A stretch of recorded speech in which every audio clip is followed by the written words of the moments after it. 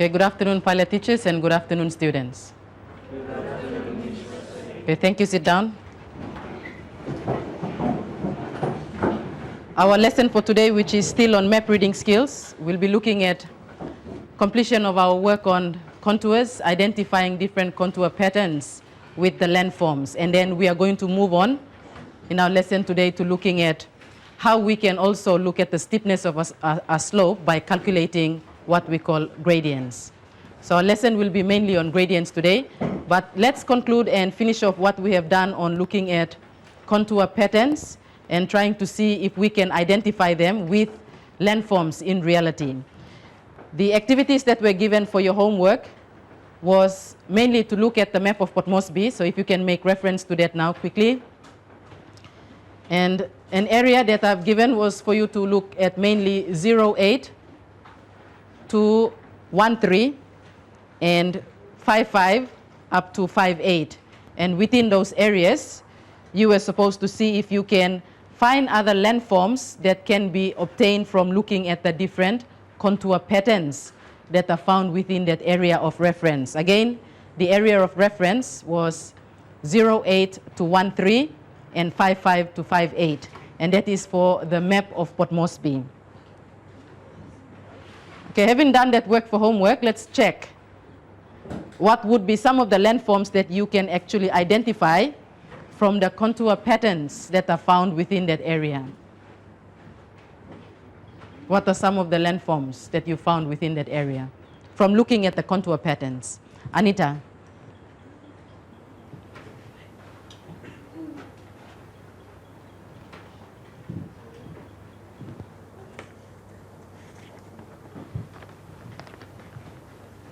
Valley with river. Okay, can you check and give me maybe a reference within that area for the valley with a river?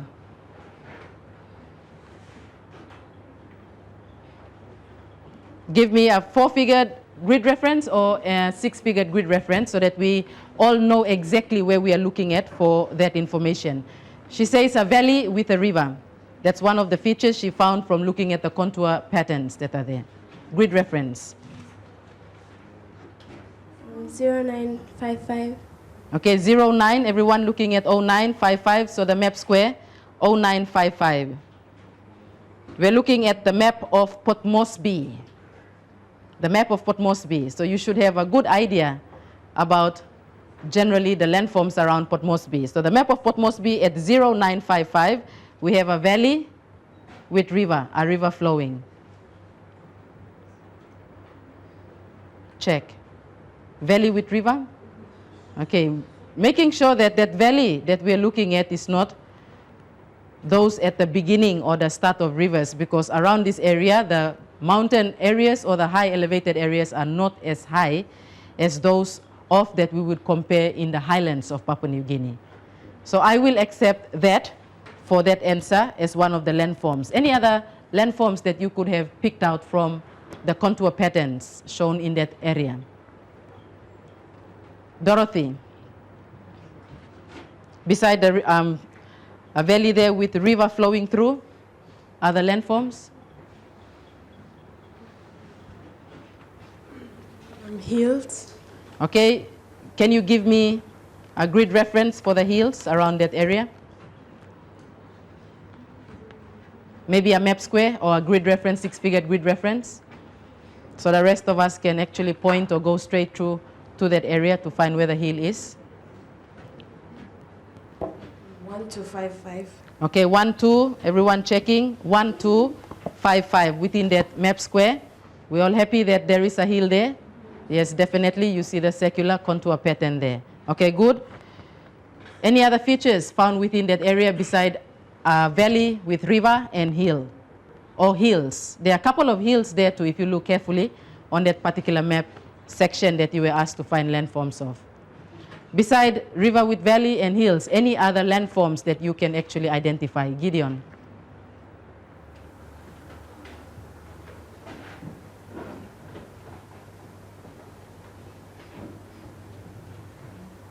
Twin Peaks with saddle. Okay, good. Can you give at least one reference for the rest of us to check?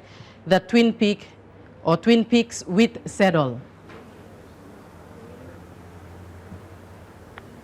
give us a point of reference that we can refer to. 0956. Okay, we all checking 0956.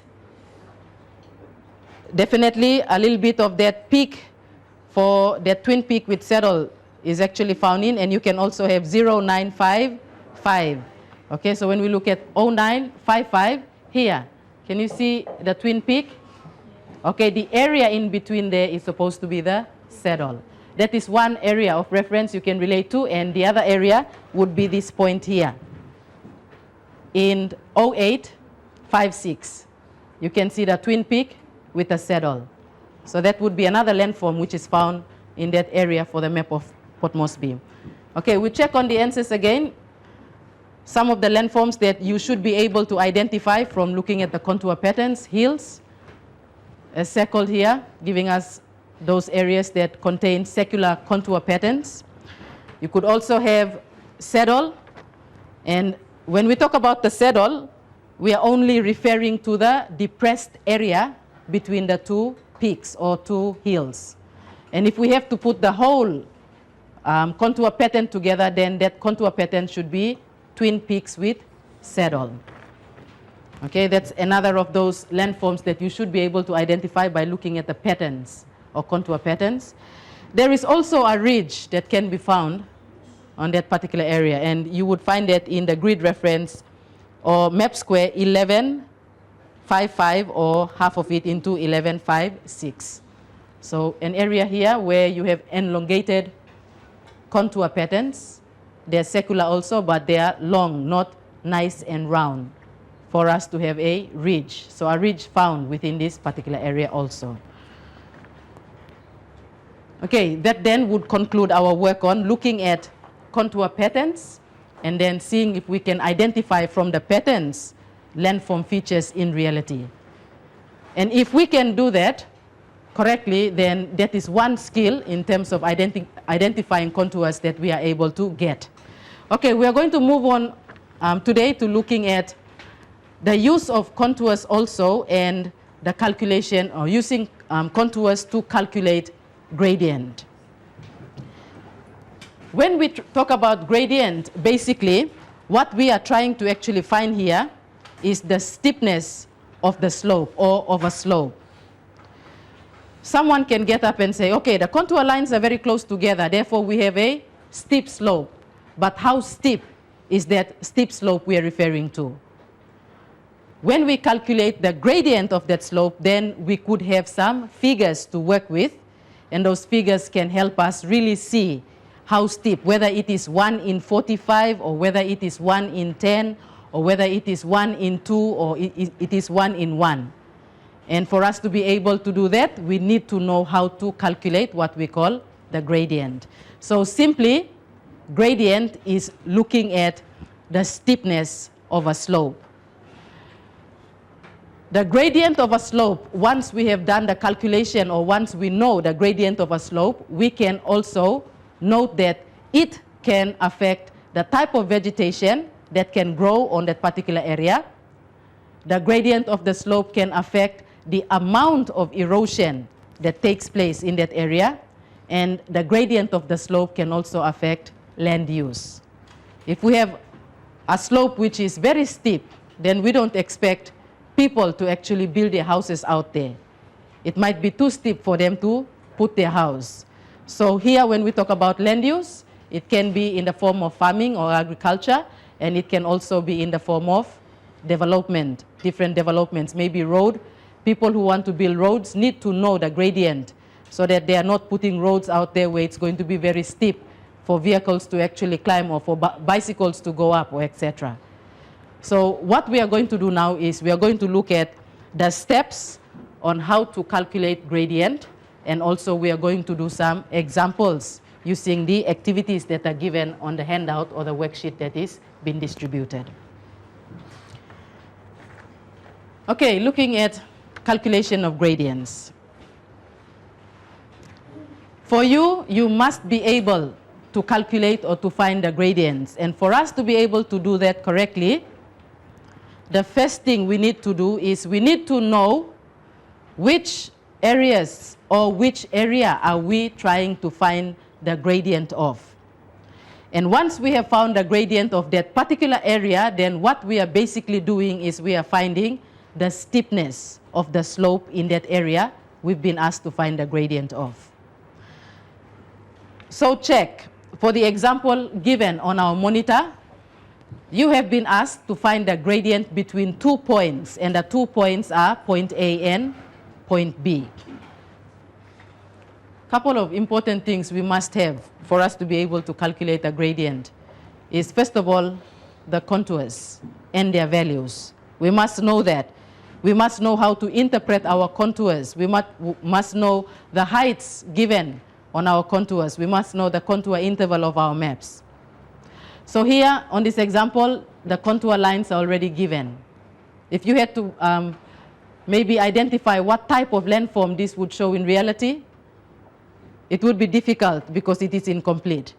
But if it was secular contour patterns, then we could say that it would be a hill, a landform of a hill. If we had another set of contour patterns together with that, maybe away from here, then we could say it could be a feature of a gorge, and etc. But for the case of our calculation now, we're only looking at the contour patterns that are given, and we're looking at the 2 points that we've been asked to find the gradient of. And the 2 points are between point A and point B. To make it easier for you, you pick up a ruler, and then you rule a line between these 2 points here, from point A to point B. Okay, so you can do that from the handout that was distributed, point A and point B. We are trying to find the steepness of the slope between these 2 points here. Okay, the next thing that you must have and you need to know also is the scale of this map that you are going to be using. And what is the scale of the map that we are going to use to calculate or to find our gradient? It is 1:25,000. That's the scale of that map. And note that the scale of this map is given in a ratio form. The map that you are going to be using, the scale is given in a linear form. You check. Can you see the linear scale given there? Okay, what is 1 centimeter according to your linear scale equivalent to?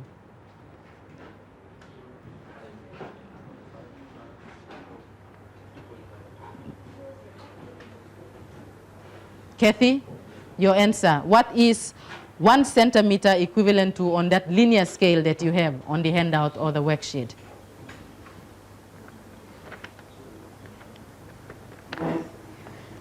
Um, 5 kilometers. 1 centimeter equivalent to 5 kilometers. Check. I don't agree with her. That's why I'm saying check. Val, what is 1 centimeter equivalent to on the linear scale that you have?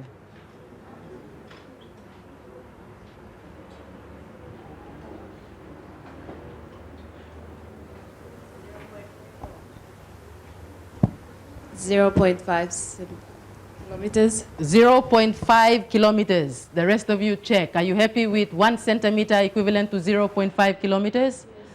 I am not. 0.25. Good.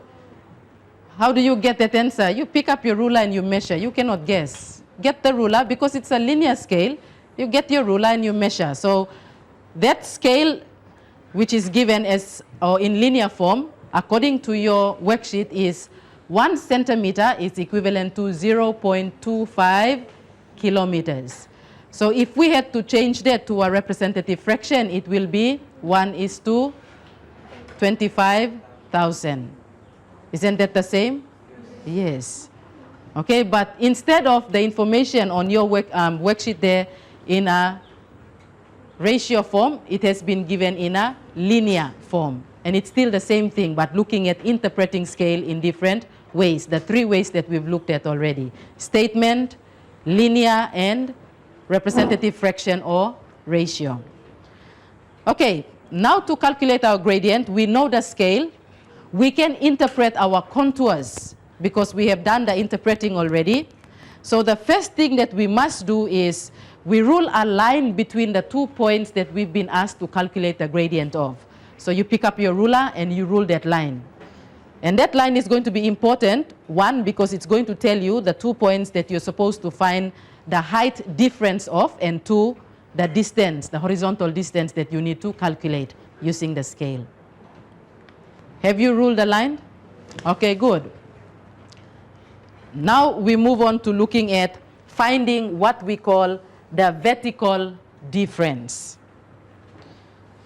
The vertical difference is simply the difference in height between the 2 points that you've been asked to calculate the gradient of. And the difference in height must be found by finding the highest point that the line you've drawn passes through and the lowest point that that line that you have drawn passes through.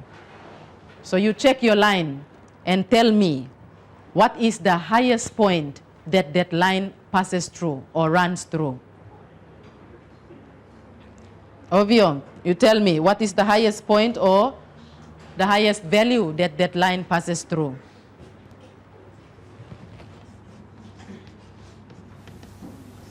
$200.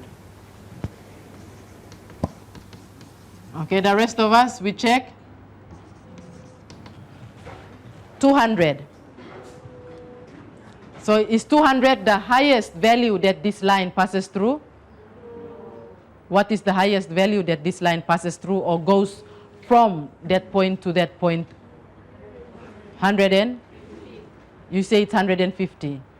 So what happens to the 200 here that Ovio has told us? It stops here. But isn't your line starting from this point and coming to that point?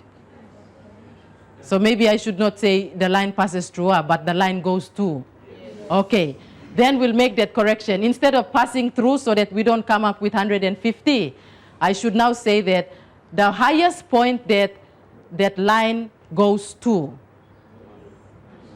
Okay? Because sometimes that highest point does not have to be at the edge. It might be in the middle somewhere. And that's when the highest line that passes through might be the more appropriate term to use. So for the case of our example here, let's say the highest point along this line here. Is that okay now? Okay, then we will say that Ovio's answer is definitely correct. And the highest point is 200.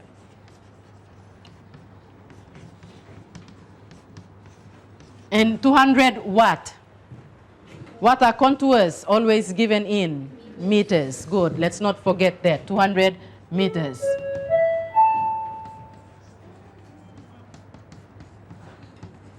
Still, for our vertical difference, we need to know the lowest point of which that line also goes to. And what would be the lowest point according to what you have drawn or the line you have drawn? It would be 50 meters. Okay, so step number one. I find the point that I'm supposed to calculate the gradient of, and that is from A to B. I check my map. I note the scale of my map. I note the contour interval of my map. I make sure that I also can read and interpret the contours that are on that particular map that I'm supposed to use for my gradient.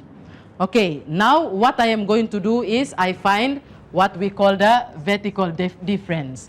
And the vertical difference is simply the difference between the highest point and the lowest point.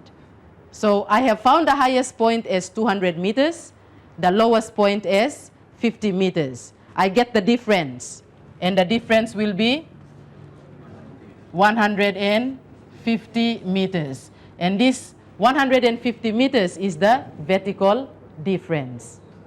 Okay, I found that. The next thing I will need to do now is I will need to calculate by measuring the distance between point A to point B and using my scale to come up with the distance in meters. Okay, can you pick up your ruler and can you measure the distance now between A or from A to B?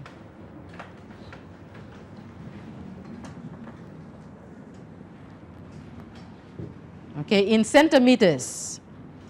In centimeters, first of all, tell me what is the distance in centimeters when you measured from A to B. 6.2. Okay, 6.2. It's 6.2 centimeters. We are not going to use 6.2 centimeters because we would like to convert that so that our unit of measurement must be similar to our contour unit of measurement, which is meters.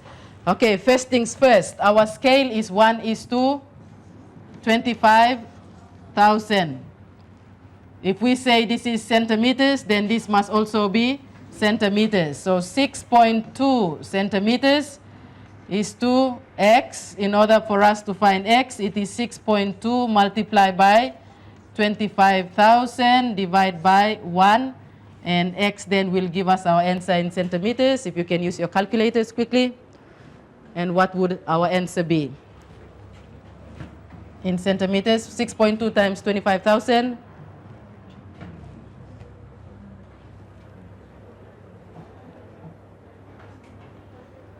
1,000?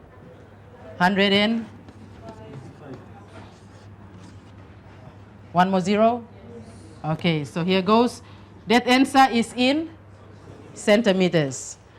I mentioned that I would like our unit of measurement to be the same as our contour unit, which is meters. So to change centimeters to meters, we simply divide by 100 because there are 100 centimeters in 1 meter, right? So we end up now with a horizontal distance, that is what we have just found, the horizontal distance of 1,550 meters. Okay? So the second step, again, I calculate what I call the horizontal distance. And the horizontal distance is simply the distance between the 2 points of which I have been asked to calculate the gradient of. So I get the ruler, I put it between those 2 points, get my answer in centimeters. I use the scale of the map to do the converting. And then once I've converted, I will ensure that my conversions should see me get an answer in meters, because it is in meters that I'd like to use for the calculation of gradient. Okay, so you check. We've done step number 2. We've calculated the distance between the 2 points.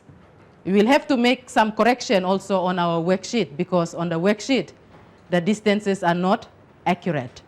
So the corrections need to be made there. Okay, now what I have here is the vertical distance, which is the difference between the highest point and the lowest point in meters, over the horizontal distance, and that is the distance between point A and point B. The next thing that I will need to do now is I will need to, step number 3, divide the difference in height by the distance. Okay, so step number 3, you divide the difference in height by the distance. And what we have here is 150 over 1,550. So to get our gradient, the gradient now will be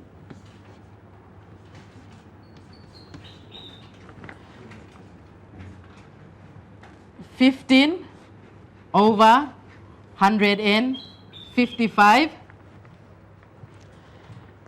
Once I come to this point, I can check to see if there is a number that can be divided into 15 that can also be divided into 155. Is there a number that can go into 15 that can also go into 155? 5, right? Okay, so 5 into 15 will give me 3, and 5 into 155 will give me 31. Okay, I have reached this stage now. I'm simplifying, that is. Can I further simplify this? A number that can go into 3 that can go also into 31. No. So once I reach this point in geography, this is not the end of it. Because when you are asked to give gradient in geography, you will always be asked to give the gradient in a ratio form of 1:something or 1/something always. So when you come to this point, this is correct, but that is not all. I will emphasize.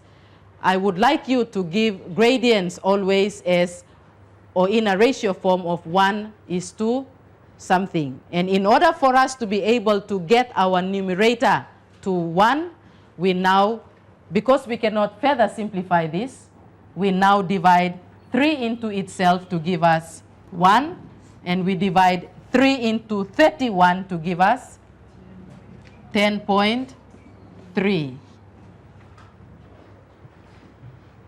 Okay, now I have a gradient showing me a ratio of 1/10.3 or 1:10.3. This is the only time that I can round off to the nearest whole number. So therefore, approximately the gradient for that example we have is 1/10 or 1:10. What does that mean? Okay, having done all of that, what it means simply is that for every 10 meters I go across, there is a rise of 1 meter. So for every 10 meters I go across, there is a rise of 1 meter. That is simply what this gradient means. For every 10 meters I go across, there is a rise of 1 meter.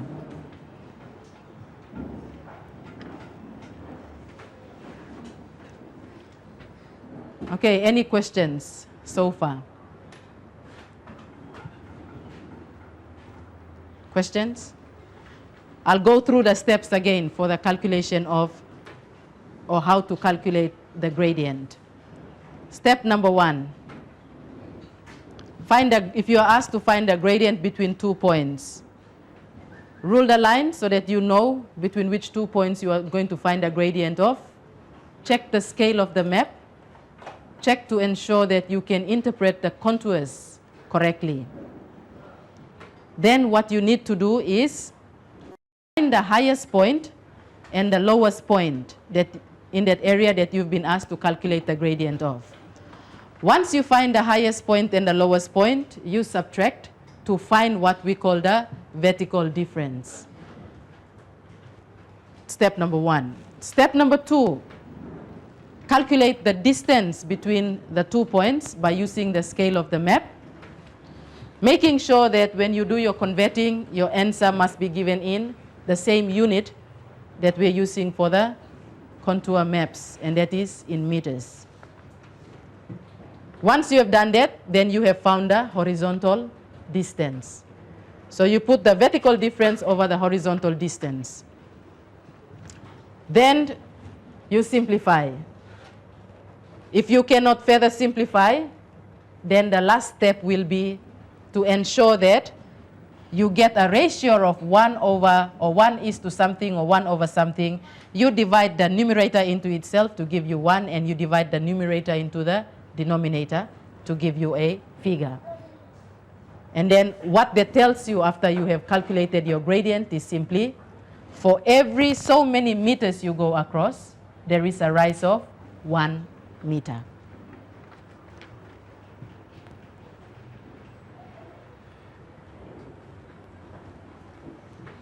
Okay, if you look at the information that is presented, I hope you have done your correction on the worksheet as we've done this together. As I've said, the answers that are given there need to be corrected.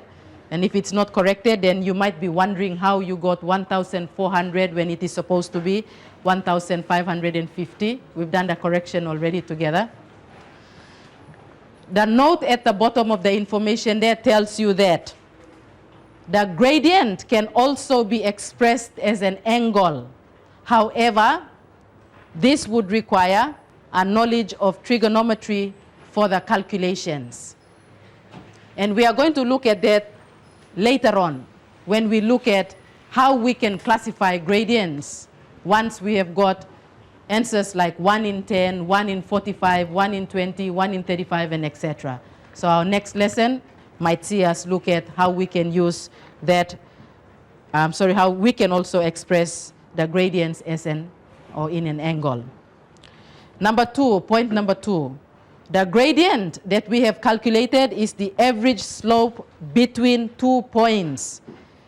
When the contours are the same distance apart, the gradient is an accurate measurement of the slope between the 2 points. When the gradient is calculated for a concave or a convex slope, it does not reflect the true slope at all places between the 2 points. The reason being that, one, at the bottom of the feature, lines are very close together. At the top, further apart, and vice versa.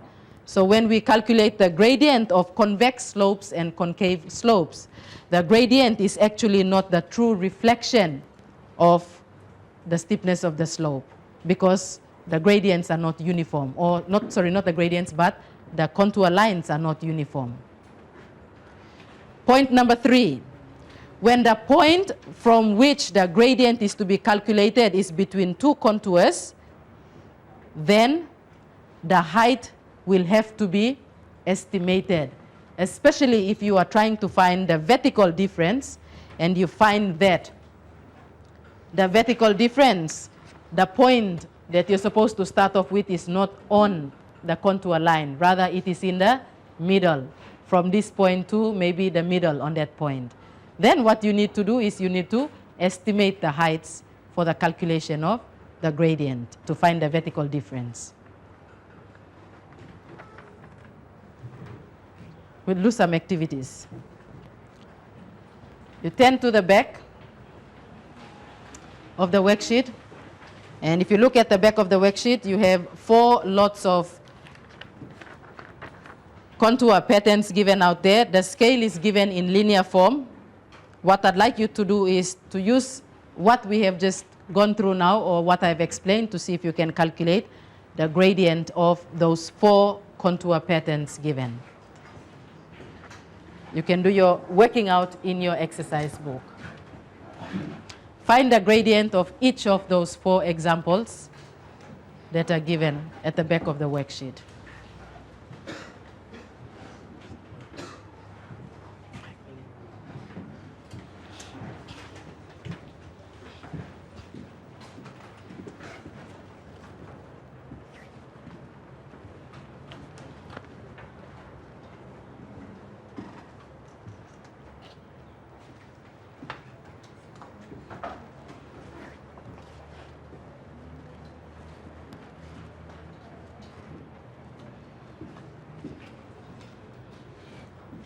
I think we will have time for at least 2 of those only, so you can do the first 2, A and B, and for C and D plus some more examples I will give for your homework later on.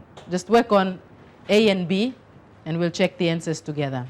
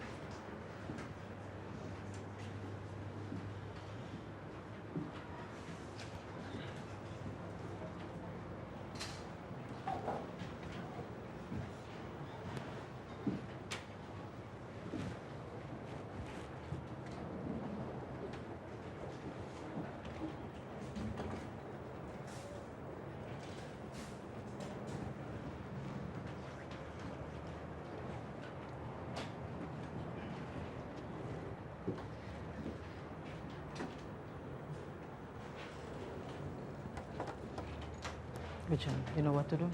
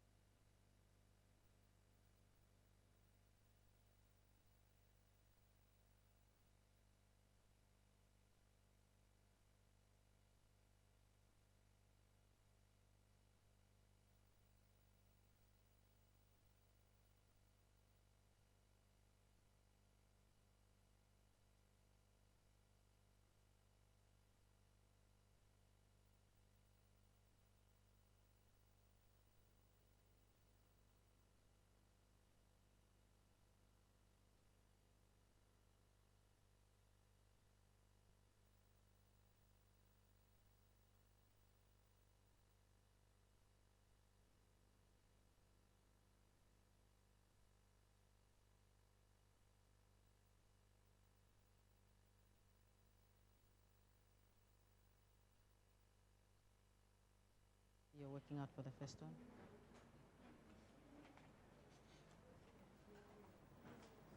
Okay. Good.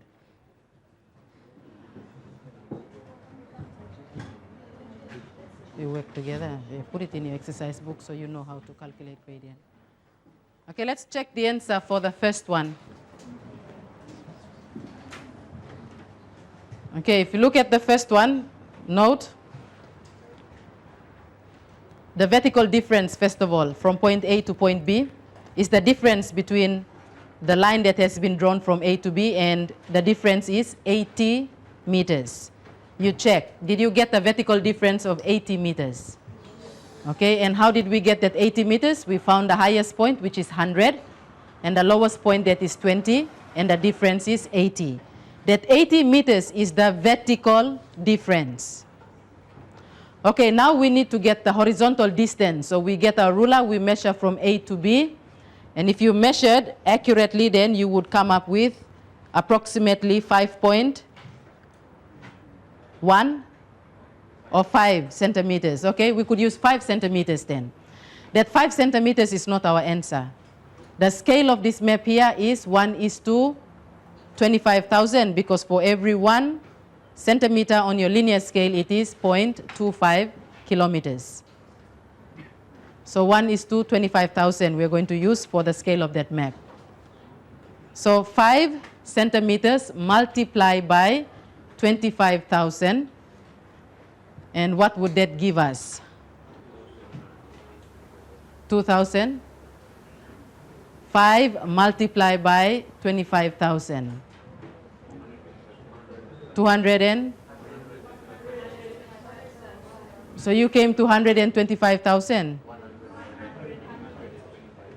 125,000, and that is in centimeters. So we divide that to give us in meters by 100, and when we divide 125,000 by 100, we should end up with 1,250 meters. That 1,250 meters is our horizontal distance. So now we put 80 over 1,250. We cancel out the zeros. And when we cancel out the zeros, we have 8 over 125. We cannot further simplify then. We divide 8 into itself to give 1, and 8 into 125 to give us 15.625, which is approximately 1 over 16, or 1 in 16. In other words, for every 16 meters I go across, there is a rise of 1 meter.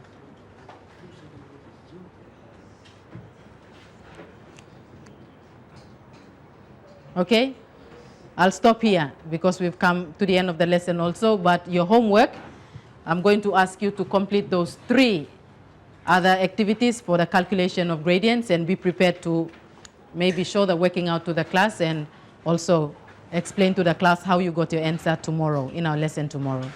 Okay, class, if you can now stand up. Good afternoon, and thank you, students.